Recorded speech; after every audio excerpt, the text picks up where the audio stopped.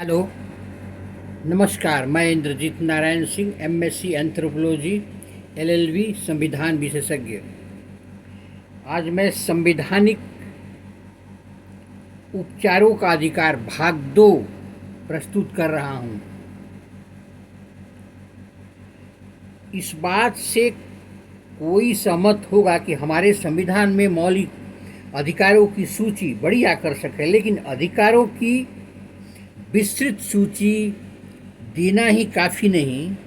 कोई ऐसा तरीका होना चाहिए जिससे उन्हें व्यवहार में लाया जा सके, उल्लंघन होने पर अधिकारों की रक्षा की जा सके।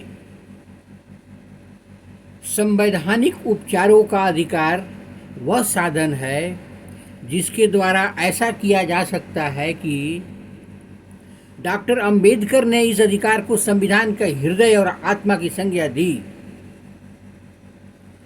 इसके अंतर्गत हर नागरिक को यह अधिकार प्राप्त है कि वह अपने मौलिक अधिकारों के उल्लंघन किए जाने पर सीधे उच्च न्यायालय या सर्वोच्च न्यायालय में जा सकता है। सर्वोच्च न्यायालय या उच्च न्यायालय मौलिक अधिकारों को लागू करने के लिए सरकार को आदेश और निर्देश दे सकते हैं। न्यायालय इस प्रकार के विशेष आदेश जारी करते हैं, उन्हें प्रादेश या रिट कहते हैं। सुनिए आगे।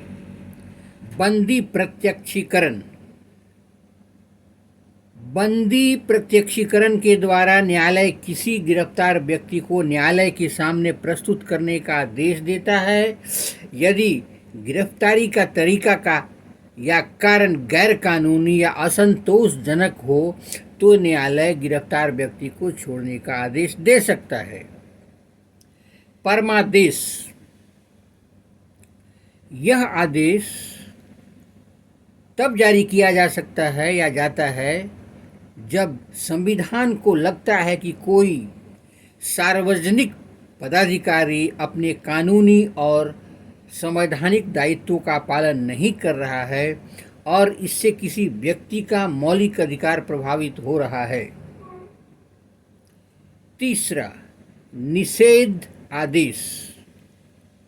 जब कोई निचली अदालत अपने अधिकार क्षेत्र का अतिक्रमण करके किसी मुकदमे की सुनवाई करती है तो ऊपर की अदालतें, उच्च न्यायालय या उच्चतम न्यायालय उसे ऐसा करने के लिए रोकने के लिए निर्देश जारी कर सकता है। अधिकार परीक्षा। जब न्यायालय को लगता है कि कोई व्यक्ति किसी पद पर नियुक्त हो गया है जिस पर उसका कोई कानूनी हक नहीं है, तब न्यायालय अधिकार परीक्षा आदेश के द्वारा उसे इस पद को कार्य करने से रोक सकता है। उत्प्रेषण रिट। जब कोई निचली अदालत या सरकारी अधिकारी बिना अधिकार के कोई कार्य करता है तो यह न्यायालय उसके समक्ष विचाराधीन मामलों को उससे कोई उत्प्रेषण द्वारा उसे ऊपर की अदालत या अधिकारी को हस्तांतरित कर देता है। बाद में इन अधिकारी की रक्षा के लिए न्यायालय के अलावा कुछ और संरचनाओं का भी निर्माण किया गया है। आपने राष्ट्रीय अल्पसंख्यक आयोग, राष्ट्रीय महिला आयोग, राष्ट्रीय अनुसूचित जाति आयोग आदि के बारे में सुना होगा। ये संस्थाएं क्रमशः अल्पसंख्यकों, महिलाओं और दलितों के अधिकारों की रक्षा करती है। उसके अतिरिक्त मौलिक अधिकारों या अन्य अधिकारों की रक्षा के लिए कानून द्वारा राष्ट्रीय मानवाधिकार आयोग का गठन भी किया जाता है। धन्यवाद।